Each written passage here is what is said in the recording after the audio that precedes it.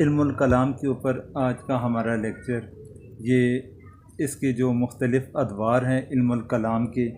تو ان میں سے آج جو پہلا اس کا دور بنتا ہے، پہلا مرحلہ بنتا ہے، اس پر بات کریں گے۔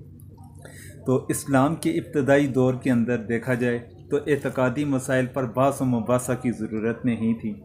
اس کی بنیادی وجہ یہ تھی کہ قرآن و حدیث میں جو بات جس طرح وارد ہوئی اس کو اسی طرح سے قبول کر لیا گیا تھا۔ تو اسی وجہ سے خلفائے راشدین کے ادوار میں تو اعتقادی بحث و مباحثہ اس کو نہیں چھیڑا گیا تھا، لیکن خلافت راشدہ کے اختتامی ادوار میں خصوصاً حضرت علی رضی اللہ تعالیٰ عنہ کا جب دور آیا تو اس دور کے اندر اس چیز کا آغاز ہو چکا تھا، اور اس پر جو پہلا مسئلہ تھا تو گناہ کبیرہ کے ارتکاب کے حوالے سے پیدا ہوا۔ تو گناہ کبیرہ کے ارتکاب کے لحاظ سے دیکھا جائے کہ گناہ کبیرہ کا مرتکب ایک انسان یا مسلمان، اس کے بارے میں کیا حکم ہے، تو اس حکم کے اوپر مختلف فرقے پیدا ہوئے۔ تو اس کے پیدا ہونے کی، اس گناہ کبیرہ کے مرتکب کے اوپر مختلف فرقے پیدا ہونے کا جو بنیادی سبب بنا تھا وہ حضرت علی رضی اللہ تعالیٰ عنہ اور حضرت امیر معاویہ رضی اللہ تعالیٰ عنہ کے درمیان جب اختلاف پیدا ہوا، پھر ان دونوں کے درمیان جنگ کی نوبت آئی۔ جنگ کے بعد جب صلح کا مرحلہ پیش آیا تو ان دونوں اطراف سے ایک ایک حکم مقرر کرنے کا فیصلہ کیا گیا کہ حکم مقرر کر لیا جائے، تو پھر وہ جو فیصلہ کریں گے تو اسے دونوں اطراف پر اسے تسلیم کر لیا جائے گا۔ تو جب دونوں اطراف سے حکم مقرر ہوئے تو حضرت علی رضی اللہ تعالیٰ عنہ کے تائید کرنے والے افراد کے اندر تو اس میں کچھ افراد نے اس چیز کی مخالفت کی اور انہوں نے حکم مقرر کرنے کے عدم جواز کے اوپر باتیں کرنی شروع کر لی، اور انہوں نے کہا کہ انہوں نے اپنی دلیل کے طور پر اس بات کو پیش کیا، اس آیت کریمہ کو پیش کیا کہ ان الحکم الا للہ، کہ صورت یوسف کی آیت ہے۔ تو اس کے اندر اللہ تبارک و تعالیٰ نے اپنے بارے میں فرمایا تھا کہ اپنی حاکمیت کے حوالے سے، تو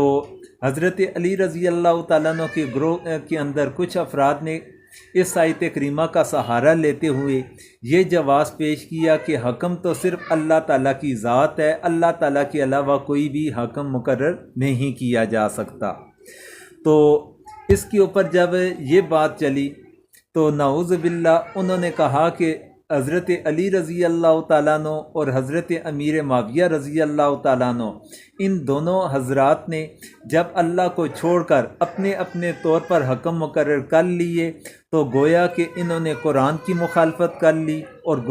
قرآن کی مخالفت کے طور پر نعوذ باللہ یہ مرتد ہو گئے، اور اس کے بعد یہ کفر کے اندر داخل ہو گئے۔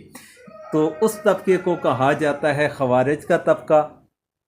اس فرقے کو خوارج کہا جاتا ہے کہ جنہوں نے حضرت امیر معاویہ اور حضرت علی رضی اللہ عنہما کے اوپر ارتداد اور کفر کا فتویٰ جاری کر لیا، اور اس حد تک وہ آگے بڑھ گئے کہ انہوں نے ان کے خلاف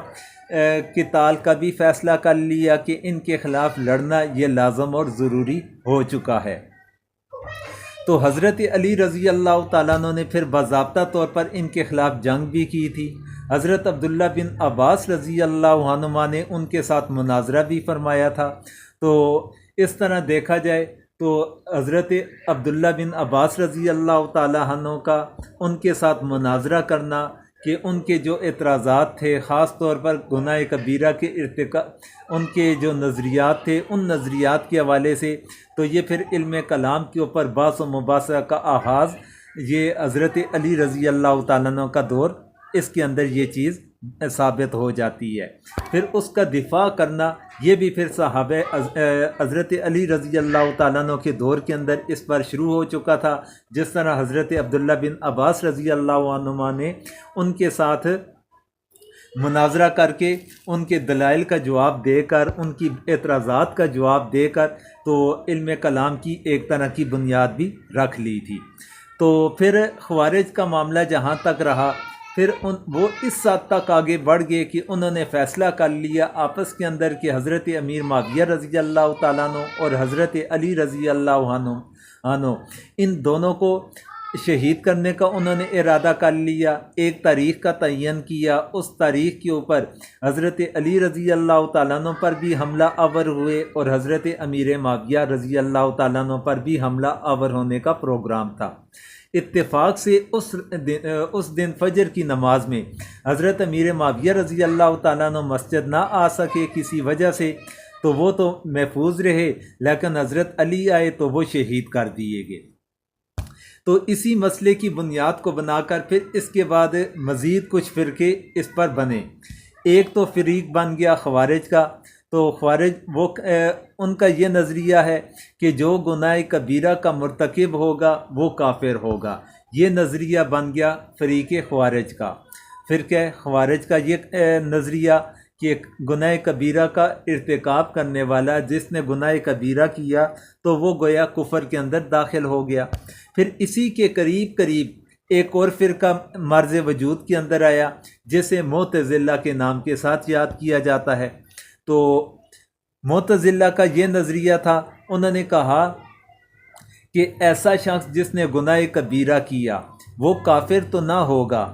لیکن وہ مومن بھی باقی نہ رہے گا، یعنی کہ گناہ کبیرہ کا مرتکب بندہ نہ کافر ہوگا اور نہ وہ مومن رہے گا، یعنی ایمان اور کفر کے درمیان انہوں نے ایک نیا درجہ بنا لیا اور اس درجے کے بارے میں کہہ دیا کہ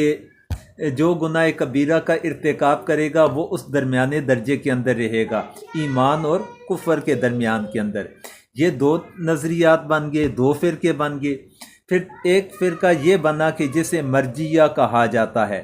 تو انہوں نے کہا کہ نجات کے لیے ایمان کافی ہے، کہ جس نے ایمان لایا، جس نے اسلام کو قبول کر لیا وہ کامیاب ہو گیا، اعمال صالحہ کرنے ضروری نہیں۔ تو ان کے نزدیک گناہ کبیرہ کے ارتکاب پر جو وعید منقول ہے وہ ان کی تعویل کرتے ہیں۔ تو اس لحاظ سے یہ تین فرقے بن گئے، ایک خوارج کا بن گیا، دوسرا معتزلہ کا بن گیا اور تیسرے نمبر پر مرجیہ کا بن گیا۔ اور ان کے ساتھ ساتھ یہ تین تو باطل فرقے بن گئے، اور چوتھا جو فرقہ تھا اہل سنت والجماعت کا، وہ حق راستے کے اوپر تھا، اعتدال اور میانہ روی کا انہوں نے راستہ اختیار کیا۔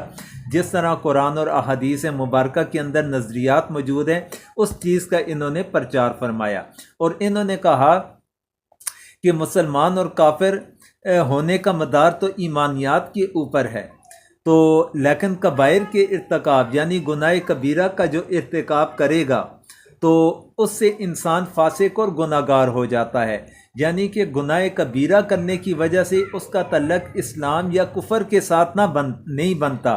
بلکہ گناہ کبیرہ کا تعلق انسان کے فسق و فجور کے ساتھ بنتا ہے۔ جو گناہ کبیرہ کا مرتکب ہوگا وہ فاسق کہلائے گا، گناہ گار کہلائے گا، اور آخرت کے اندر اس کے لیے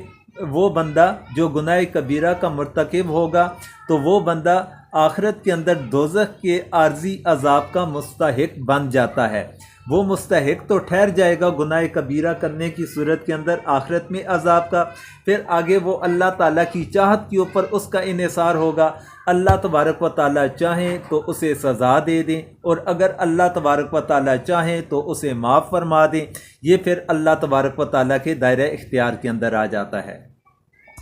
تو یہ اختلاف بہت گہرا بن گیا تھا۔ پھر آگے خوارج کے اندر بنیادی طور پر دو فرقے بن گئے تھے، ان میں سے ایک تو تھا کہ جو غالی قسم کا خوارج کا فرقہ تھا، تو وہ حد سے زیادہ آگے بڑھنے والے تھے۔ انہوں نے کہا کہ اپنے مخالفین کے بارے میں کہ وہ کافر بھی ہیں، اور کافر کے ساتھ ساتھ کہا کہ